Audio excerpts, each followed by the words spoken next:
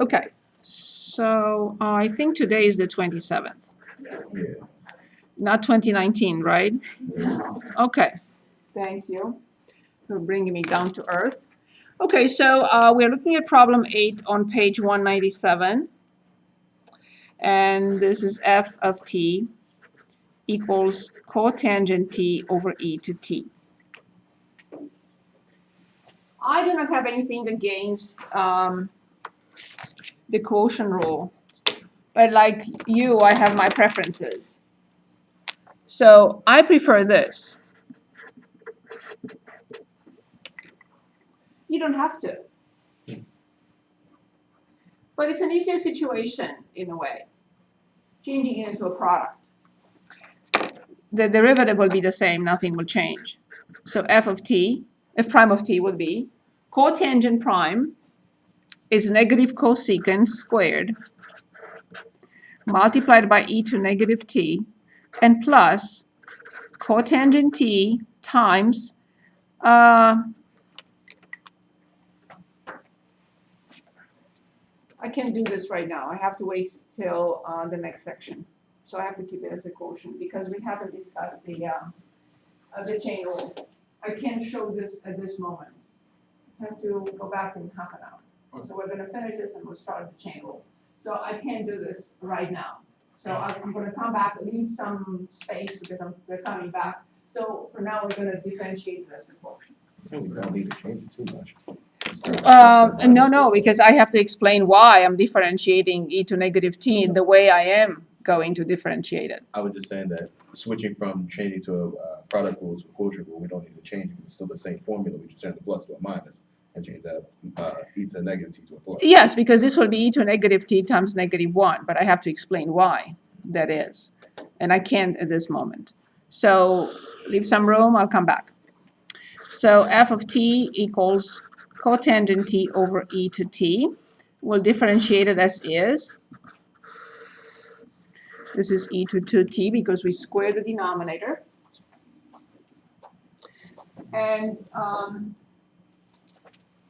the numerator prime, negative cosecant squared t times e to t minus cotangent t times e to t. Both terms are negative and they have something in common other than the negative sign. What else?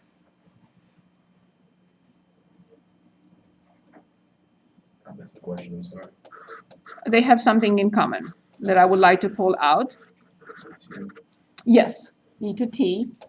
So then this is cosecant squared t plus cotangent t. I will simplify one of these. 2t minus t, and the final simplified form is negative cosecant squared t plus cotangent t over e to t. And after we talk about the quotient rule, we'll come back and I'll explain what I just did over there. Do we need more examples like these? Like this one? Please choose if you'd like. If not, I would like to go back to those limits that we started last time with sin x over x. Limits of trig functions. We have to work on those a little bit. So would you like to choose something else from here, or we got the idea? Can you do number 7? Number 7. The c cosine and t squared sine t. Very good. Number 7. So let's take a look.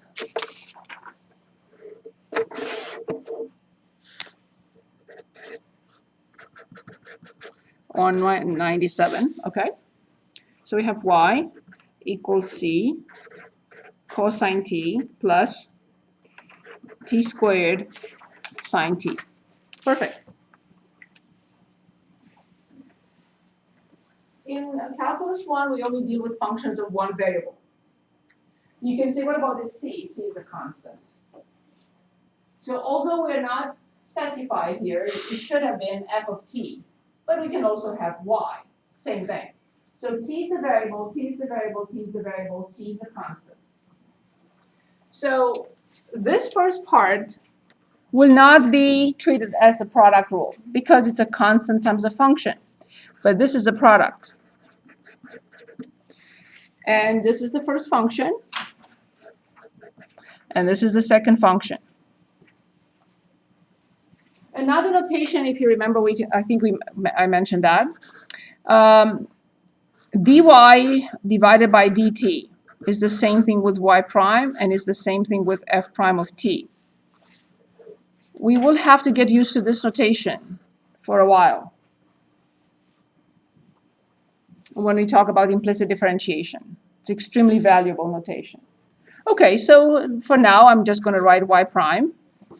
So when I differentiate cosine, I get negative c sine t plus, now I have to be careful. Every time I apply the product rule, I have to get two terms. Basically, the sum of two terms. The first one, I differentiate t squared. It's the first function. What do I get?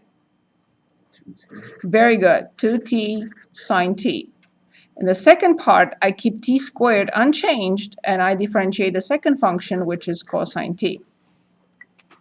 Of course, I will not do anything else here.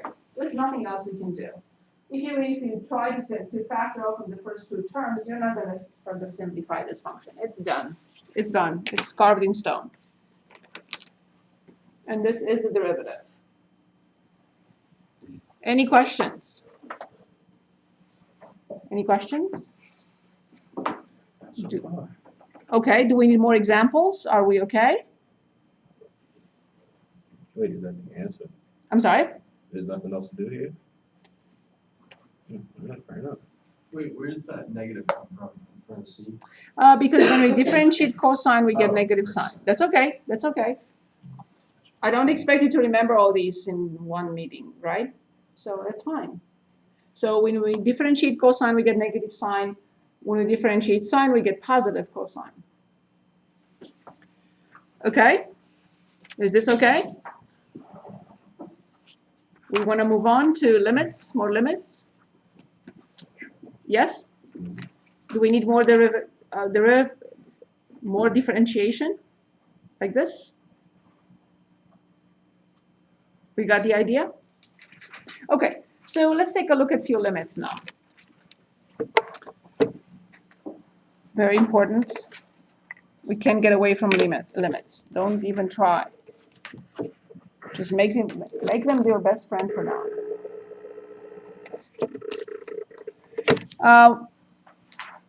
I think we looked at this problem already last time. And we determined, I think it was 1/3. And now I would like you to choose anything. And remember, we can apply L'Hopital's rule in how many situations, in which indeterminate cases. Infinity, 0, 0. Excellent. So please choose anything. 1, 2, 3. I'm choosing 42. You only have 3 seconds to choose. Okay. 46. Okay, limit as theta approaches 0 from cosine theta minus 1 divided by sine theta.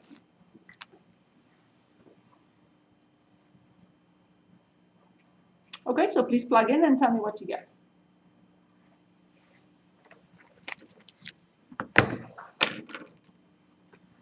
One, 0, 0. of course, 0 by 0, very good. So then can I apply L'Hopital's rule? Good, I write the limit as theta approaches 0. The numerator? The fraction line should be on the same row with the equal symbol. So right here. Told you this edge is messing me up.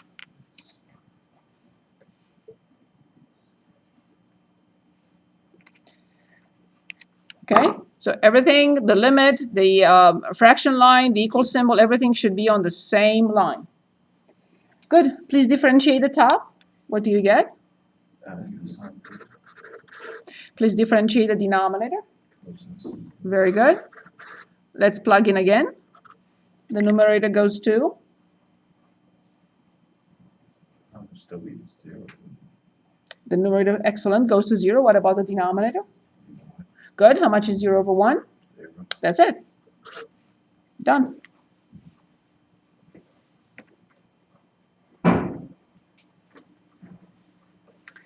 Okay, number 44. I would never recommend using L'Hopital's rule on. So let's look at 44. And I'll explain why. In 44, we have limit as x approaches 0 from sine 3x multiplied by sine 5x, everything divided by x squared.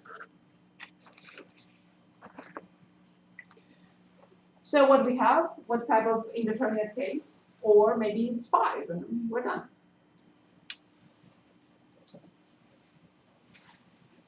What do you think this is? 0. Oh, right. But here's what happens. If you use L'Hopital's rule, because it's 0 to 0, I'm allowed to, it's inside the limit, it's a ratio, right? There is no problem here. The answer is 2x. But it's a mess out there. Why? You have to use the product rule, yes, you can't avoid that. It's a product. So you would have, first of all, we cannot, because we don't have it, I haven't told you the chain rule, it will be in a half an hour. So we cannot even do that here. And it's so much easier with a simple algebraic manipulation of the function. Very simple. Here's what I'm going to do. Keep in mind the following, right?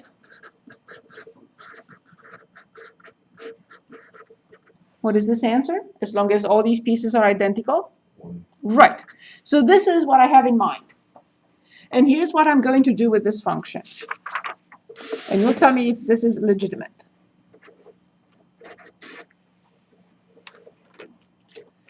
Okay, so from here, I'll continue here. I'm going to write this. Limit as x approaches 0. Sine 3x over x multiplied by sine 5x over x. Am I allowed to do this for now? Yes. Yes, because the top is sine 3x times cosine 5x. That's the same thing. The next times x in the denominator is x squared. So there is no problem so far, right? Now, I'm looking at what is inside sine, because that's the key. If x approaches 0, does 3x approach 0? Yes. If x approaches 0, does 5x approach 0? Good, so we are safe there. But I don't have, so I have this quantity, but I don't have it here. No problem.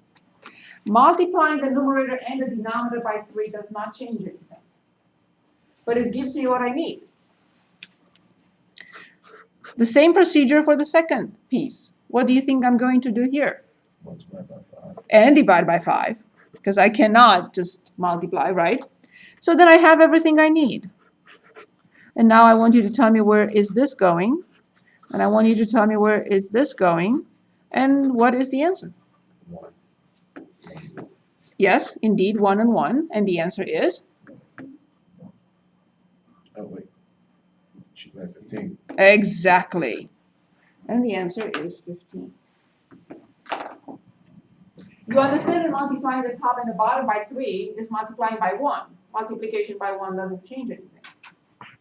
Same thing here, multiplying by 5 and dividing by 5 doesn't change anything. Just a simple algebraic manipulation solved the problem 10 times easier than even trying it with L'Hopital's rule. I don't even know if it works with L'Hopital's rule. Any questions? Any questions? Is it clear? Okay. Good. So let's choose another before we start the chain rule. See if you have anything else in mind here.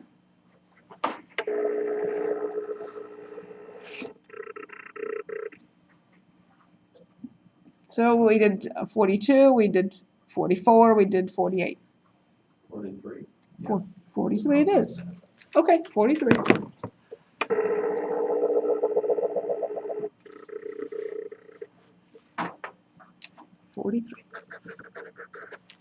Okay, where are you? 43. Okay, limit as x approaches 0 from sine x over 5x squared minus 4x. Let me see. It's approaching 0, sine 3x, 5x cubed minus 4x.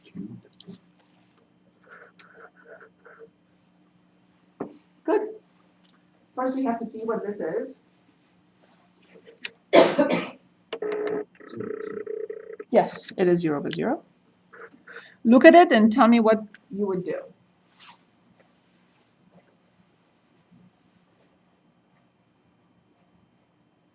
Did we use L'Hopital's rule? Right now, we can, if you want, we can. It's 0 by 0. Let's use L'Hopital's rule. I just want to show you another way as well. So let's use L'Hopital's rule. That's fine. So the numerator is, Wait, it's sine 3x, right? Is it? I don't know. if it's, yes, it is. Then we cannot, because I have not presented the chain rule. Yes, it is sine 3x. Thank you. I said it, but I didn't write it. Yes, good. So then, So now we have to for the next 10 minutes, we cannot use L'Hopital's rule. So the quotient rule. No, you cannot you cannot, okay, very good point. So, when we are determining the limit, inside the limit, in other words, I'm not just differentiating because I want to. I can't do that, right? So inside the limit, we can differentiate top and bottom only when we have 0 by 0. And this is only and specifically for a limit. So I can't apply the quotient rule. That's never allowed. Good. So then what else is there?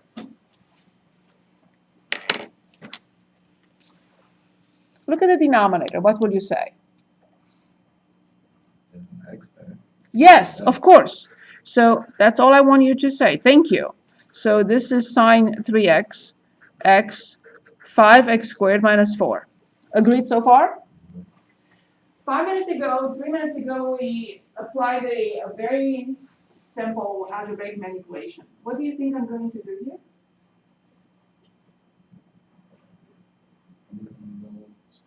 Multiply by 3. And divide by 3. Or, yeah. Yes, of course. I'm going to multiply by 3 and divide by 3. And after that, I'm going to ask you, knowing that when x approaches 0, also 3x approaches 0, now I'm going to ask you, where is this going? So I'm going to go. This is going to 1. So therefore, what is the limit? We still added a limit. Negative 3 over 4. Exactly. Exactly. Perfect. So the numerator goes to 3. The denominator, when x approaches 0, goes to negative 4. Therefore, is negative 3/4. Again, the same simple manipulation. Just keeping in mind that major result. Let me write it one more time. Not to impress you, but just to make sure you understand that this is a major result.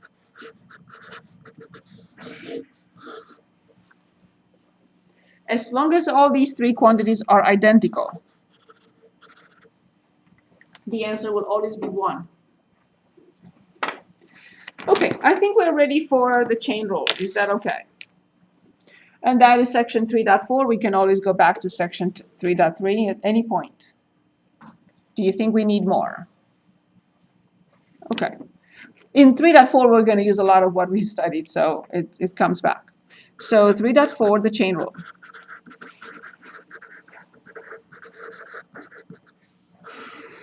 Why is this called the chain rule? It's because we are dealing with a function inside a function, which is function composition.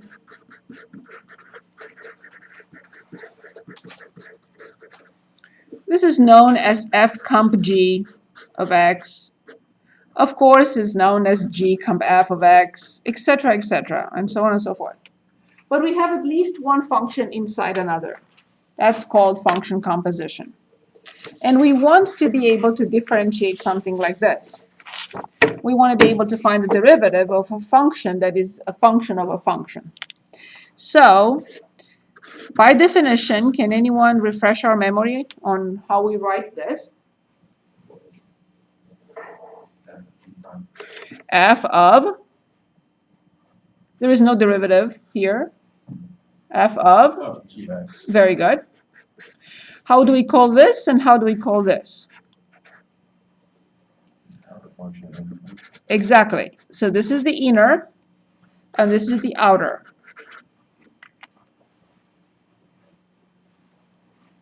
When we evaluate this, which function gets evaluated first? Exactly, the inner. And then I get a number for this, and then which function do I evaluate? Right, the outer function. Perfect. However, when we differentiate a function of a function, like a function composition, we start in the reverse way. We differentiate the outer function first. You can say, does it matter? Not really. You can do it reversed. It's the same. It's a product. That's why it doesn't matter, right? But I think that the order is important. So the outer function prime of the inner function times, and now I got to the inner function, I differentiate by the inner function. So coming back for a second to a rule from last time. Can anyone refresh our memory on this? Right. I didn't tell you, I wasn't honest, but I should have told you this. But why don't I need it? I don't need it. Why? Because x prime is? Exactly. So that's the reason why we did not write it, because it was 1. But now I'm going to ask you, what do you think about this? A function raised to a power prime. This is not going to be 1.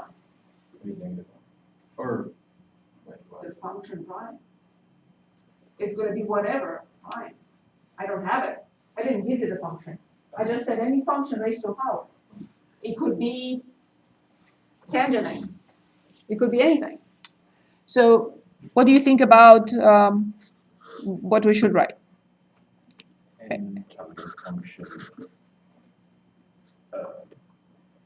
It's the same. The rule doesn't change. N minus 1, but this time, that's why I made a point here that this one was not needed because it was 1. But this time I have no choice. It's the inner function. I differentiated the outer function and now I'm getting to the inner function. That's it. So if I differentiate e to the x, I just get e to the x. If you want, times x prime. But there is no need because this is 1. But now tell me, if you differentiate e to a function prime, what will you write? The inner function is f. The outer function is e to the x. So this is the inner function, right? It will be differentiated last. And this is e to x, which will be differentiated first. If you keep this order, of course. So this is e to f times E of F prime. 1. f prime. Okay? And this is the chain rule. This is the chain rule, if you like, combined with the power rule. Okay, so let's look at something like this now. Let's say I have 2x squared minus 4, everything raised to the 10th power. And I want to differentiate this. If the inner function were just x, what would the answer be? So let's say this is just x. What would the answer be? 10x to the 9. Exactly, done. But I don't have x. I have 2x squared minus 4. So when I differentiate, I still have 10. I still have 2x squared minus 4 to the 9th power, but times, 4x. indeed, times the inner function prime. Okay. Times the inner function prime. Of course, I have to simplify it a little bit. I'm going to write 40x, and in parentheses, 2x squared minus 4 to the 9th power.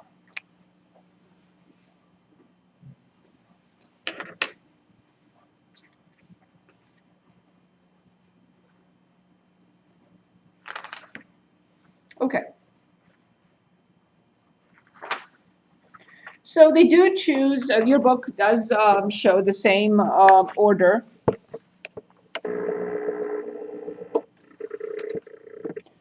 They use a Leibniz notation, so they say n, g, n to n minus 1 times g prime for the power rule, right? So it's the same thing, it's just it's a different notation. The derivative of g of x to the nth power, n times g to n minus 1 times g prime. So they do use the same order this time. So now let's choose other problems to work on and get more familiar with the chain rule.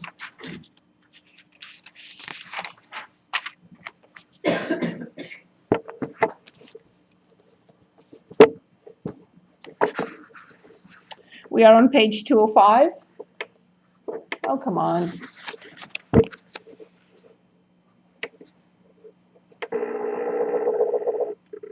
We have tons of problems here. I have to show you 26. This is a crucial type of problem. But anything else you would like? It's kind of hard to read. 22. 22. So let's start with 22. Perfect.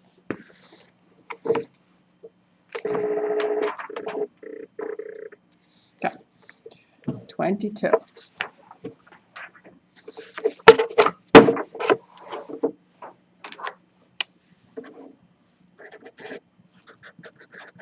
On 205.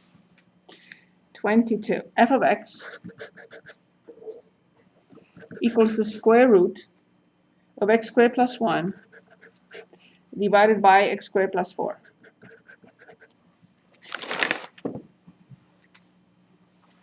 I see an inner function, I see an outer function. Any suggestions? Can anyone tell us what is the inner function, or which one is, and which one is the outer? The inner function would be x squared plus 1 over x squared plus 4. Of course, that's the quantity I have to evaluate first, and then I apply the square root to that quantity. Perfect. So, first thing I'm going to do is I'm going to change it into a power. Here's why. The square root of a function prime. Let me refresh your memory. The square root of x prime is, but to be exact, but it was not needed. Why wasn't needed? Because it's 1. So please tell me what to write. 1 over 2 times the square root of f, and then multiply that by f. That's it. So that's one option, but it's a fraction in there, so it's up to you. The other possibility would be, it's not a trivial problem, by the way. The other possibility would be to write x squared plus 1 over x squared plus 4, everything raised to 1/2, because the square root is power 1/2, and treat it as a power. And then at the end, I will still have to go back and treat it as a square root, whichever you consider easier. So if we use this the power rule combined with the chain rule, you will write 1 over 2, this in the denominator, and you differentiate the inside, which is the function, the inside. Or we use the power rule. We can stick with this, if you'd like to see that. It's not a big difference between the two methods. Want to stick with this and practice this one? Chain rule. Yeah. Both of them are chain rule. I have no idea. I have no option here. It's still f to 1/2. So Good, okay, so then f prime will be 1/2 the square root x squared plus 1 over x squared plus 4 times the inner function prime. But the inner function is a quotient. So how do I proceed? How do I differentiate x squared plus 1 over x squared plus 4? Isn't it the quotient? Yes, Isn't it the derivative of the top yes, Times. 2x times x squared plus 4 minus, the derivative of the bottom yes, times the top times 2x, over the derivative, excuse me, the bottom square? that's it.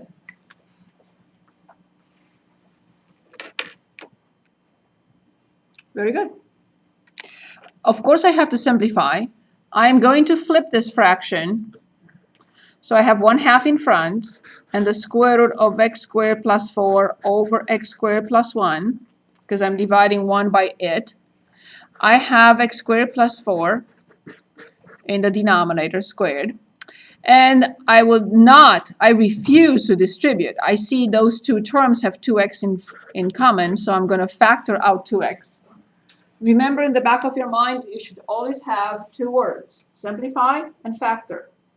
Is the second one is written differently? Because when, So the first function prime times the second minus the first times the second prime. was there a reason why you flipped the? Yes, because I divide. When I divide by a fraction, I have to flip the fraction. Okay, alright.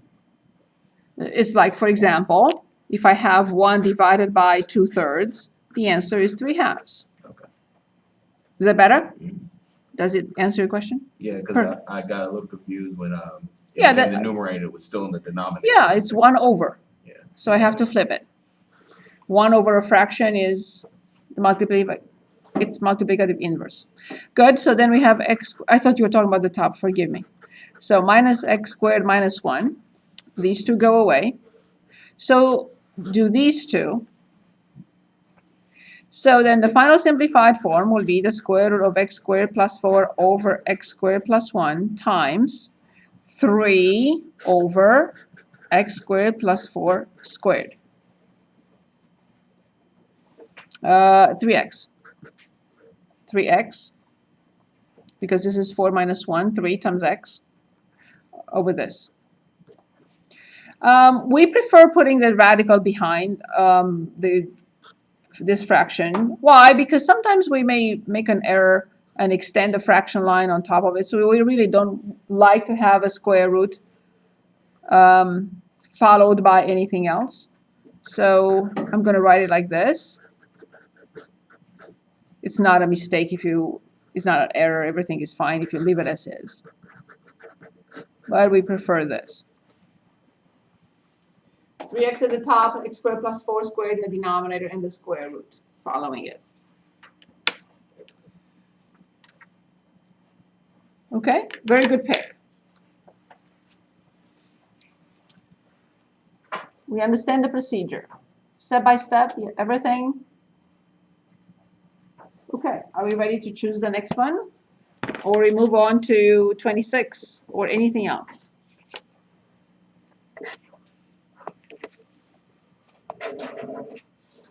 You can really see, right?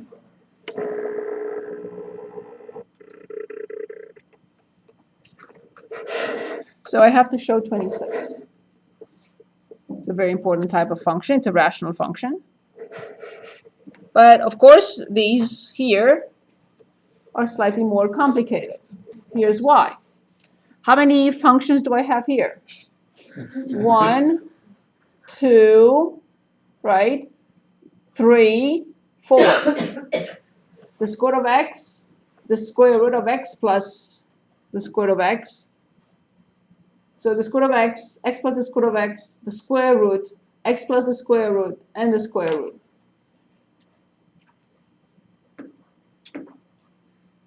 So we continue with 26, and then you can pick anything you want from here. Can you pick, or you don't want to pick? I will pick. 1, 42. This one, 42. 42 and 44? Yes, I did not explain 44 yet. I will, right now. Okay.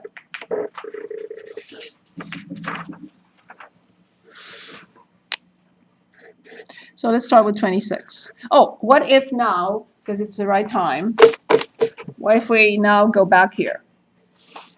Just for a second to finish this up. So we decided to change it into a product.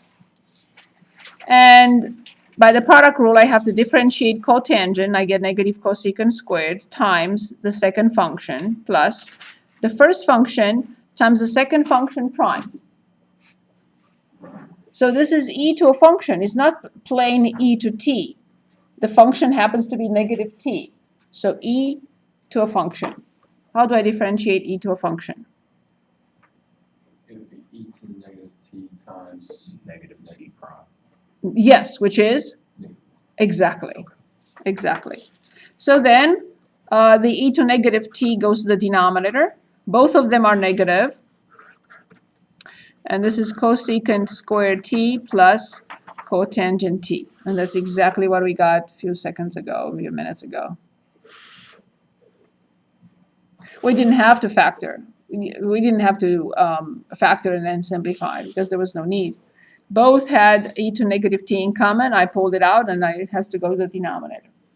So this is still the same thing, of course.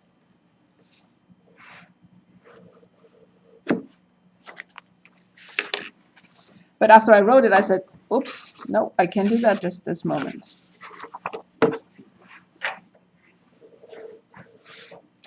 Okay, 26. G of y equals y minus 1 to the fourth over y squared plus 2y. And I think it's everything to the fifth power, yes.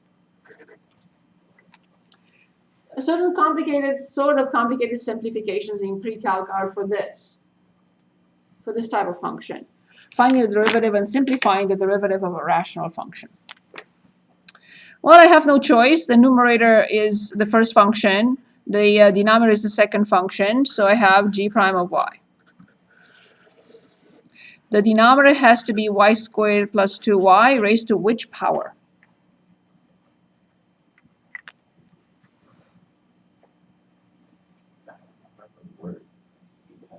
Very good. We have to square y squared plus 2y to the fifth power squared, which is y squared plus 2y to the 10th. Very good. Remember, the numerator has to have a difference. Whichever method you use, make sure that you're not reversing these two. If you're reversing these two, you're not going to get the correct answer. Yes, please, Sabrina? Can you ever explain why it's to the 10th power? I have to square the denominator. I copied the base, multiply the exponents. So the formula for the quotient rule, requires us to write in the denominator the function's denominator squared. Very good. So the numerator prime, using the chain rule, 4 y minus 1 to the third times the inner function prime. Y minus 1 prime. What is that? Excellent. Times the denominator, y squared plus 2y to the fifth power. Regardless of the way you want to present this, in any order, but this has to be the first term for sure. You cannot change that. Now the second term, I copy the first function and we multiply it by the derivative of the second one. How do I differentiate y squared plus 2y to the fifth power? It would be 5. Yes? Y squared plus 2y to the, yes, times, 2y plus 2. very good. And look at that. Aren't you proud of me? So you apply the chain rule inside of the. Yes, because Because those functions are function composition. Could you write it? So the side on the right is in. Yeah, because you've written that part first, and then that's second. You cannot reverse these two. If you do, you're not going to get the correct answer. The method I'm applying is always this. The first function prime times the second minus the first times the second prime over the second squared. In all my chain rule or product rule, quotient rule, is always 1, 2, 1, 2. So the top function prime is this. If you want to put it behind this, it's fine. Oh, But you okay. cannot reverse these two. Okay. The order of those two terms. So the first function prime is here times the second. First function prime times the second. Then minus. I copy the first, and I differentiate the denominator, which is 5 y squared plus 2y to the fourth times 2y plus 2. And then I square the denominator. I know the book I showed you, the book shows it a different way, but be careful where you put the minus in front. Okay. You can reverse the factors in the first, you can reverse whatever you want, the factors in the second, but this is the correct order. Gotcha. This is the first term minus the second term. Gotcha. That cannot be reversed. In a sum, if you are differentiating a sum, you can reverse them because there's a sum, it's not a difference, so it's not a problem. But in a ratio, if you reverse these two, you will never get the correct answer. You get the opposite of the correct answer. Okay, good. So what do you think I am going to do next? Because this is not done.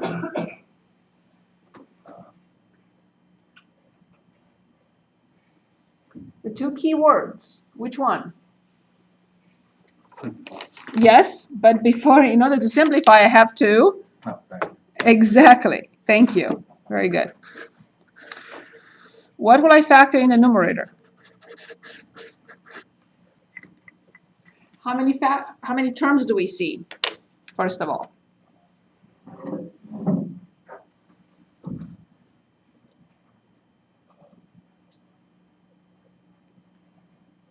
Two. Exactly 2. So here's the first term, and here's the second term. Very good, thank you. So now, what do these two terms have in common? Y minus 1. Y minus 1, which power? Excellent. What else? Y squared minus 4 plus 2y To the, 4. excellent. And there is nothing else. Now, please tell me what is left from the first term after we pull out y minus 1 cubed and y squared plus 2y to the fourth. What is left from the first term? 4 Yes? y squared plus Parentheses, y squared plus 2y. Excellent. That is exactly it.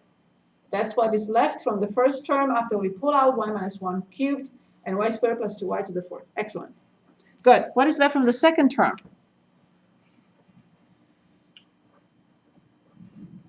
y minus 1. 5.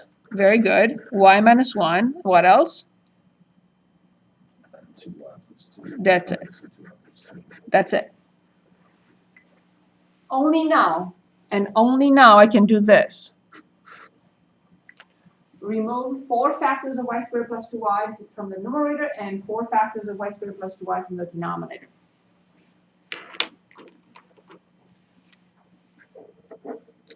We continue with y minus 1 cubed, and then we simplify in brackets. So y squared plus 2y to the 6th power.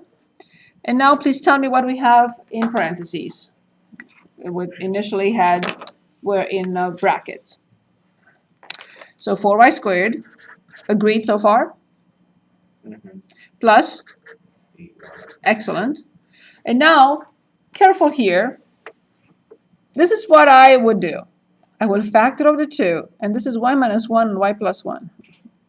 Because it's easier to multiply. You don't have to do that. So if I write 5, y minus 1 times 2 times y plus 1. I know, it's always in the way. I don't know what to do. May want to make sure you're still recording. I'm recording, but I'm recording myself with nothing. I don't know what to do next. What am I doing here? Is it coming back? Okay, it's coming back. Okay. So if I write 5 on y minus 1 and 2 and y plus 1, then I can multiply these two to get y squared minus 1. And then times 10. So this is negative 10y squared plus 10. Why? This is what lazy people do. They try to find a way to work less. So instead of distributing like a normal person would, I said, oh, I see. If I factor over 2, this is y plus 1. And if I multiply these two, I get y squared minus 1. If I multiply these two, I get 10. And 10 distributed to those two is that.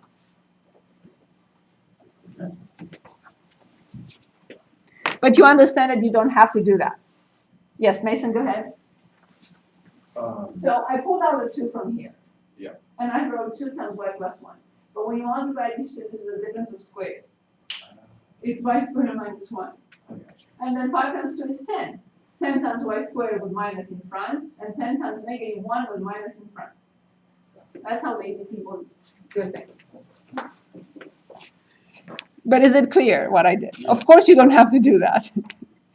Okay, so this we have y minus 1 cubed, and we have negative 6y squared plus 8y and plus 10 over y squared plus 2y plus 6. I just was lazy in the sense that I didn't want to write the whole thing at one time. No, I heard you talking really fast, I was like. I just multiply these 3 factors quickly, and I got that. I got you. But of course, you don't have to do that. Okay, yes, you know me, I'm gonna factor out what from here? 2. Um, I think. and you'll see in the next chapter why. Very important. So y minus 1 cubed minus 2 in the front. And 3y squared minus 4y minus 5 over y squared plus 2y to the 6th. Also, you could factor out here y, but there's no need in the denominator. That's good enough. So I will rewrite it because I don't like the way it looks over there. So negative 2 y minus 1 cubed, 3y squared minus 4y minus 5 over y squared plus 2y to the 6th power. And this is it.